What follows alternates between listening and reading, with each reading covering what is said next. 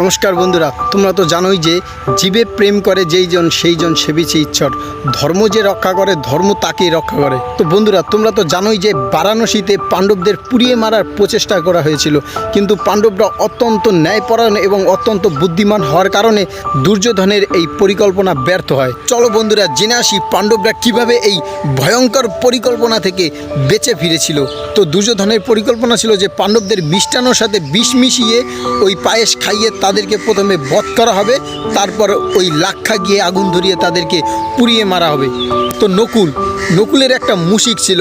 নকুল যখনই খাবার খেতেন তার আগে নকুল ওই মুশিককে খাইয়ে নিতেন। তো নকুল যখন এই মিষ্টান্নটা খাবেন তার আগে নকুল ওই মুশিককে খাওয়ায় এবং মুশিক সাথে সাথে মারা যায়। তো নকুল বুঝতে পেরে যায় যে এই মিষ্টান্নতে বিষ আছে। তো নকুল সাথে সাথে তার 4 ভাতা এবং তার মাতাকে জানায়। তো এটা জানার পর তার 5 পুত্র অত্যন্ত ক্রোধান্বিত হয়ে যান। তো তার মাতা বলে যে তারা যেন কোনো রকম ঝামেলা না করে, তারা আর হস্তিনাপুরে ফিরে যাবে না। মাতা কুন্তির 5 পুত্র তার আদেশ মেনে নেয়, তারা আর হস্তিনাপুরে ফিরে যায় না, তারা এখান থেকে এক মায়াবী বনে চলে যায়। দেখেন ভগবানের কি পরিকল্পনা, পুরো হিস্ট্রিটা শুনতে থাকেন, বুঝতে পারবেন যে ভগবান যা করে ভালো লাগিয়ে করে, তার কত মহান পরিকল্পনা।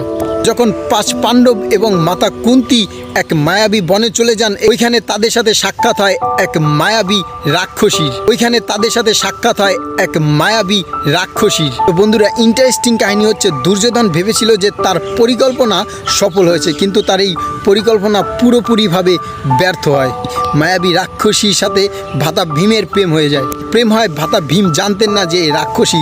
তো প্রেম হওয়ার পর জানতে পারেন যে রাক্ষসী। তো ভাতা ভীম সাথে সাথে অত্যন্ত ক্রোধান্বিত হয়ে যান, কিন্তু এই রাক্ষসী অত্যন্ত ধর্মপরায়ণ ছিলেন। তো মাতা কুন্তি এর জন্য ভাতা ভীমকে বলেন যে তার প্রেম যেন ভাতা ভীম স্বীকার করে। তো মাতার আদেশে তার প্রেম ভাতা ভীম স্বীকার করে এবং তাদের এক পুত্র সন্তানের জন্ম হয়। তো এই পুত্র সন্তানের নাম ছিল ঘটোৎকচ। তো এই ঘটোৎকচকে জন্মের পর যখন রক্ত দিয়ে তিলক পরিয়ে দেওয়া হয়, এ বালক থেকে যুবকে পরিণত হয়।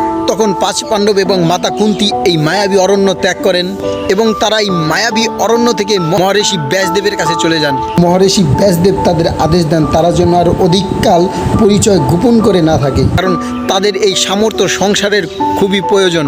তারা যেন শীঘ্রই হস্তিনাপুরে ফিরে যান। তখনই আয়োজিত হয় দ্রুপদ কন্যা দ্রৌপদীর এক মহান স্বয়ম্বর সভা। এই স্বয়ম্বর সভা এমনই ভয়ঙ্কর কঠিন ছিল যে এই অঙ্গরাজ কর্ণ এবং অর্জুন ব্যতীত কারো পক্ষেই সম্ভব ছিল না এই স্বয়ম্বর সভার এই প্রতিযোগিতায় জয়লাভ করা।